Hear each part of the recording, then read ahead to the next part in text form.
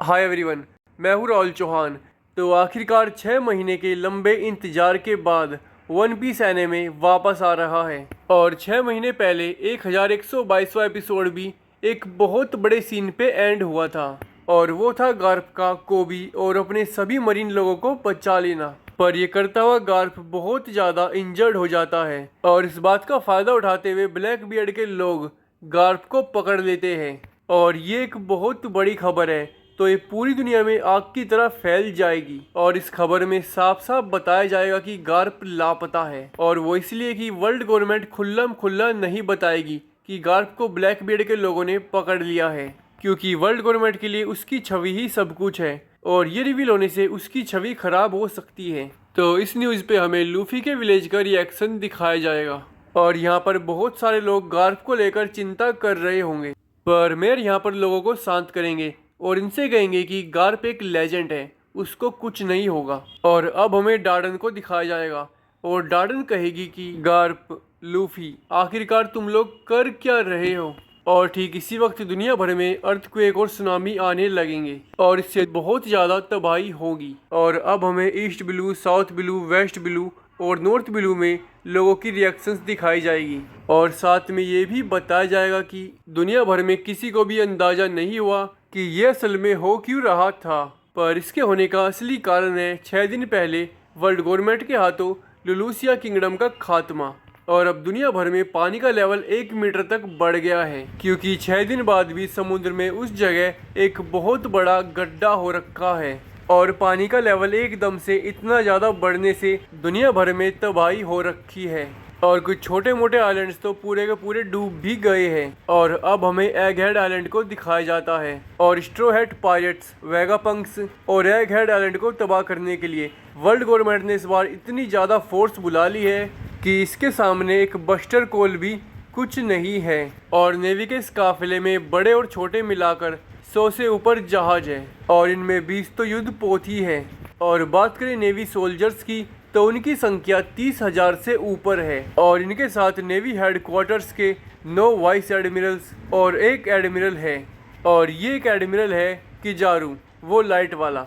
और अब ये पूरा बड़ा काफिला एग हेड आइलैंड के बाहर पहुंच जाता है, पर ठीक इसी वक्त एक सी बीस्ट इनके ऊपर हमला कर देता है, और अब नेवी वाले सी बीस्ट के चीथड़े उड़ा देते हैं। और अब एग हेड आइलैंड से सेंतोमारू इनसे कहता है, अंकल किजारू, क्या मैंने आपसे नहीं कहा था कि इन सी बीस्ट को कुछ मत करना। अब किजारू कहता है, इन्होंने ही पहले हम पर हमला किया था, और सेंतोमारू, अगर तुम बाहर आकर सरेंडर करोगे तो तुम्हारे लिए ज़्यादा अच्छा रहेगा। और अब सेंतोमारू कहता है, नहीं, अगर इस बार भी तुमने हमारे सी बीस्ट पर हमला किया तो हम भी जवाबी कार्रवाई करेंगे। और अब ये सुनकर किजारू कहता है, अरे मैं तो डर से कांपने लगा हूँ। और अब सेंतोमारू कहता है, डॉक्टर वेगापंक ने पैसिफिस्टाज के लेजर अटैक्स तुम्हारी पावर पे रिसर्च करके बनाए थे, और मुझे यकीन नहीं हो रहा कि आज तुम ही उन्हें मारने आए हो। और अब किजारू कहता है, सेंतोमारू, कोई उनको बचा नहीं सकता, क्योंकि उन्होंने वॉइड सेंचुरी के बारे में जानने की कोशिश की है, और मैं तो इस सिस्टम का छोटा सा हिस्सा हूँ जो मिले हुए ऑर्डर्स को फॉलो कर रहा है। और इस फाइट से हमारा ही नुकसान होगा, क्योंकि ये आइलैंड और ये सब कुछ हमारा ही है। और अब सेंतोमारू अपने आप से कहता है, इन लोगों का यहाँ आने का यही मतलब है कि रोब लुच्ची और उसके साथी स्ट्रो हेड्स की वजह से वेगापंक को मारने में फेल हो गए हैं। और अब हमें एक युद्ध पोस्ट के अंदर सैटर्न को दिखाया जाता है, और ये नेवी सोल्जर्स से कहता है कि ध्यान रखना कि किसी को भी पता न चले कि नेवी के इस काफिले में मैं भी आया हूँ। और अब ये एक वाइस एडमिरल से पूछता है, तो बाहर क्या हालात हैं। और अब ये कहता है कि हमें पक्के तौर पे तो नहीं पता कि CP0 अपने मिशन में फेल हुई या पास, पर हम ये अंदाज़ा लगा सकते हैं कि वेगापंक और उसकी 6 सैटेलाइट्स अभी लेबो स्टार्टम में हैं, और उनके साथ वहाँ पे 4 सेराफिम भी है, और साथ ही में अंदर स्ट्रोहेड लूफी और उसकी क्रू भी है। और इन लोगों का आपस में अलायंस करना लगभग तय है। और उसी लेबो स्टार्डम के अंदर हमारे CP0 के 3 मेंबर्स रोबलुच्ची, काकू और स्टसी भी हैं। और जहाँ तक बात है हमारे बाकी CP एजेंट्स की, तो उनको सेंतोमारू ने अपनी मार्क 3 पैसिफिस्टाज की टीम के साथ फैब्रियो स्टार्डम में बंधक बनाकर रखा होगा।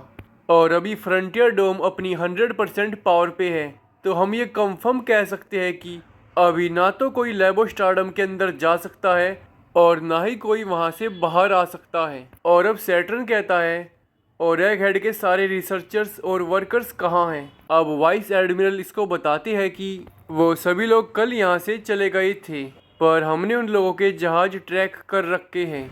और अब सैटर्न कहते हैं, नहीं, हम लोग खतरा नहीं उठा सकते, हो सकता है कि उन लोगों को कुछ पता हो, तो अभी के अभी उन सभी लोगों को ठिकाने लगा दो। और अब वाइस एडमिरल कहते हैं, रिपोर्ट्स के अनुसार इस आइलैंड पे ज्वेलरी बोनी को भी देखा गया है, उसका क्या करना है?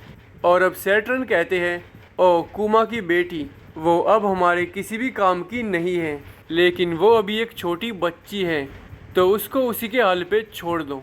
और अब नेवी सोल्जर्स किजारू से कहते हैं कि किजारू सेन, एगहेड आइलैंड से कोई तो बहुत दूर कॉल कर रहा है और आपके लेफ्ट हैंड पे एक ब्लैक ट्रांसपोंडर स्नेल है, आप इससे उस कॉल को सुन सकते हो। और अब किजारू इसको ऑन कर देता है और ये कॉल सीधा यॉर्क ने एगहेड आइलैंड से मैरी जियो इसमें किया है। और यहीं पे कैलेस्टियल ड्रैगन्स और 5 एल्डर्स रहते हैं और ईमू भी, और एक ब्लैक स्नेल 5वें एल्डर सैटर्न पे भी था। और अब ये युद्ध पोत में बैठे बैठे इस कॉल को सुनने लगते हैं। अब यॉर्क कॉल की शुरुआत करता है और कहता है, तुम लोग बहुत बदतमीज हो, आखिरकार तुम लोग मुझे भी क्यों मारना चाहते हो? और एक मैं हूँ जिसने तुम्हें स्टेला के धोखे के बारे में बताया। और अब एल्डर्स कहते हैं, अच्छा तो वो तुम थे, पर फिर भी तुम वेगा पंखी हो। और अब यॉर्क कहता है, अगर मुझे वॉइड सेंचुरी के बारे में कुछ भी जानना होता तो मैं हमारी पोल क्यों खोलता। अब एल्डर्स कहते हैं, हाँ ये बात तो सही है और तुमने शानदार काम किया है अब तक जिंदा बचे रह के, तो क्या CP0 तुम्हारे पास नहीं आए? और स्ट्रोहेड पायरेट्स का क्या हुआ?